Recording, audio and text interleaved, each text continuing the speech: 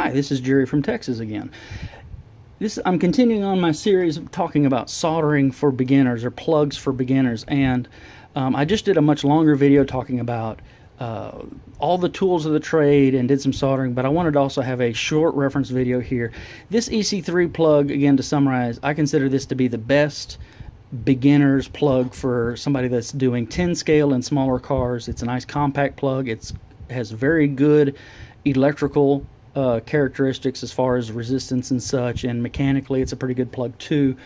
And best of all, for beginners, it is super easy to solder because, as you can see, the metal part of the plug is not built into the plastic. It snaps in and out, and so that makes it super easy to solder. And so I'm just going to go through this real quick to show you how easy it is. I've got a pair of needle nose pliers with a rubber band just for a jig to hold this. To hold the wire in for tinning, I've got my handy helping hand jig here. So let's just go through this real quick. I'm going to strip off about 1/8 of an inch of wire. So long as you don't strip off too much wire, you don't need heat shrink at the end of this operation. So I'm going to add heat here.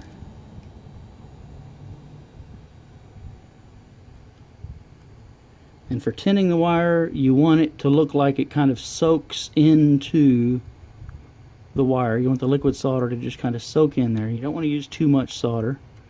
Looks like it's pretty good there. Wipe off the extra on a rag. And now for the cup.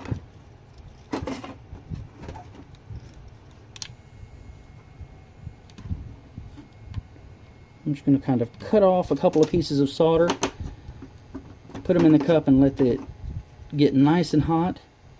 And when it's hot enough, just dip the wire straight down and left the heat on it for just a second so that heat can transfer to the wire, and then take the heat off of it.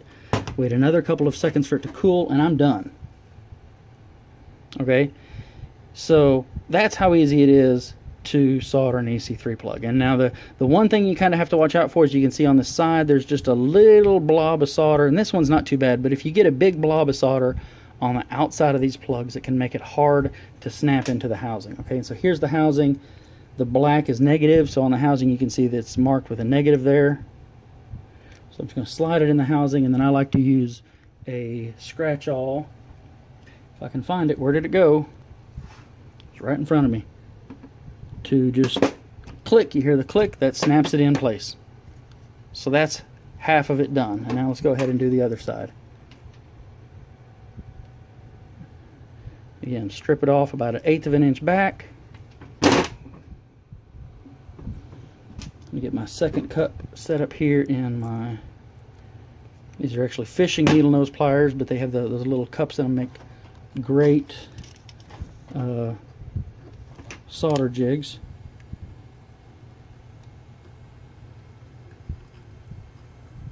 Get some solder on here, and again, you want to see that solder kind of soak into the wire. Over here, oh, splattered it a little bit. Yeah, this one's getting a little messy, so I guess I'm going to have to show you how to clean it up. I had an air bubble under the liquid solder, so that made it all kinds of fun messy here. I add just a little bit more liquid solder inside the cup. I spilled a bunch of the first batch outside. Take the heat off, let it cool for a moment. Well, I had that sucker hot. It's there, it's finally. So this time I do get to do some cleanup, because that air bubble that formed in there, again, that's about the only way that you can mess these up, is with getting solder on the outside of these cups. And so I'm just going to use the hot solder iron, kind of soak up that extra solder, wipe it off on my towel over there.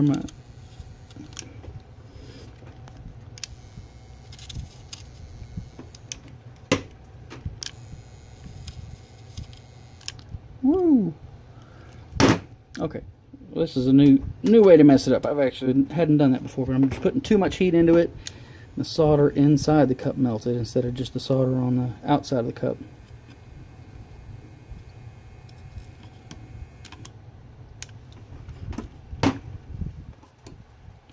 And so that's done.